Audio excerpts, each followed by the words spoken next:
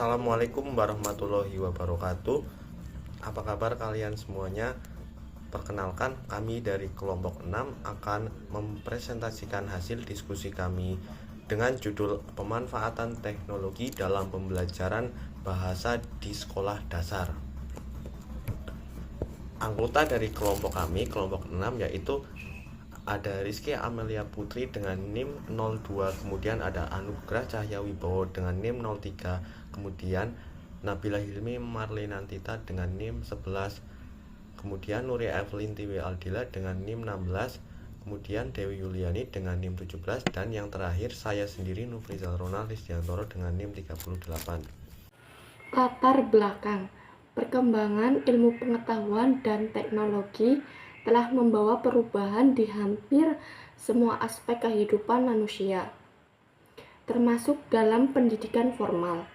Keberhasilan suatu kompetensi, suatu mata pelajaran bergantung kepada beberapa aspek, antara lain ialah siswa, guru, mata pelajaran, kurikulum, metode pengajaran, sarana dan prasarana.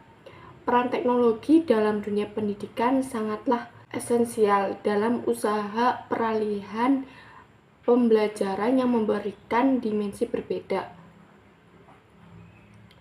Menurut Abbott 2003 berujar bahwa keberadaan teknologi memberikan perubahan yang signifikan dalam dunia pendidikan. Ditambahkannya, teknologi memberikan warna berbeda dalam proses literasi. Pembahasan 1. Media pembelajaran adalah media yang digunakan pada proses pembelajaran sebagai penyalur pesan antara guru dan siswanya agar tujuannya pengajaran tercapai. MES 2016. Media pembelajaran merupakan bagian integral dari sumber belajar di lingkungan siswa yang merangsang siswa untuk belajar. Steffi 2015. Media pembelajaran ada beberapa bentuknya, bisa berupa visual, audiovisual, serta multimedia. Media pembelajaran yang berbasis kepada web merupakan bagian dari media pembelajaran dengan berbasis kepada multimedia. Dalam perkembangannya, ada media pembelajaran multimedia yang berbasis daring dan ada yang luring. Pembahasan 2. Teknologi informasi saat ini berkembang sangat pesat, biasa disebut dengan medsos atau media sosial. Setiap hari kita dapat menemukan orang-orang yang menggunakan teknologi, baik itu orang dewasa maupun anak-anak. Bahkan ada istilah untuk menggunakan teknologi ini, yaitu dunia di tangan kita. Kini teknologi datang dalam bentuk perangkat lunak, yaitu internet, Facebook, Twitter, dan WhatsApp, dan perangkat keras seperti laptop, telepon, dan lain-lain. Selanjutnya, teknologi yang terakhir adalah teknologi mikroprosesor yang melahirkan pemakaian komputer. Dalam pengembangannya, teknologi dibagi dalam 4 kelompok, di antaranya yaitu teknologi cetak, kemudian teknologi audiovisual, yang ketiga ada teknologi berbasis komputer, dan yang terakhir gabungan teknologi cetak dan komputer. Contohnya yaitu seperti buku teks digital, kartu flashcard yang bisa di-print dan juga disimpan untuk membantu siswa dalam menambah kosakata dan memperbaiki serta memperbanyak kosakata yang mereka miliki.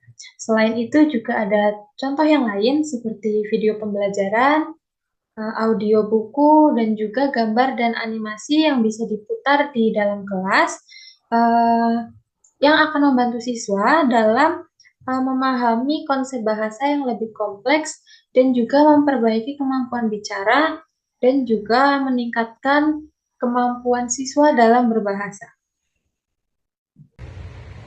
Pembahasan 4, ada 4 fungsi pemakaian teknologi dalam kegiatan pembelajaran yaitu sebagai berikut. Yang pertama, fungsi atensi merupakan menarik dan mengarahkan perhatian siswa untuk berkonsentrasi pada isi pelajaran yang berkaitan dengan makna visual yang ditampilkan atau menyertai teks materi pelajaran. Yang kedua, fungsi afektif merupakan fungsi yang dapat terlihat dari keseriusan siswa. Yang ketiga, fungsi kognitif merupakan fungsi yang terlihat dari hasil-hasil penelitian yang mengungkapkan bahwa teknologi mampu memperlancar pencapaian tujuan pendidikan. Yang keempat, fungsi kompensatoris merupakan fungsi yang memberikan secara konteks untuk membantu siswa dalam memahami pelajaran. Melalui teknologi sebagai alat bantu mengajar, maka proses pengajaran dan pembelajaran akan lebih menarik dan berkesan, contohnya menggunakan alat seperti PowerPoint, Flash, video, visual, dan mereka hanya perlu mengaplikasikan alat tersebut ke dalam proses pengajaran dan pembelajaran. Melalui cara ini, proses pembelajaran dapat dilaksanakan dengan lebih sederhana, ringkas, dan mudah karena para siswa akan diberikan gambaran dan materi menarik serta mudah untuk dipahami. Dari pemaparan materi yang kelompok kami jelaskan, kelompok kami menyimpulkan bahwa dalam hal penggunaan teknologi dalam pembelajaran bahasa Indonesia yang dilaksanakan di sekolah dasar sangatlah efektif karena membuat para siswa lebih termotivasi, lebih tertarik, dan lebih senang dalam proses belajar mengajar mata pelajaran bahasa Indonesia. Memang tidak dipungkiri, tentu saja masih ada saja beberapa faktor yang menghambat keefektivitasan penggunaan teknologi dalam pembelajaran bahasa Indonesia ini. Jadi, dengan adanya perencanaan yang matang, pelatihan yang memadai, dan penggunaan teknologi yang tepat, teknologi dapat menjadi alat yang berharga untuk meningkatkan kualitas pembelajaran bahasa Indonesia khususnya di sekolah. Sekian presentasi dari kelompok kami. Jika ada kata yang kurang berkenan, saya mohon maaf. Wabillahi taufiq wal hidayah. Wassalamualaikum warahmatullahi wabarakatuh.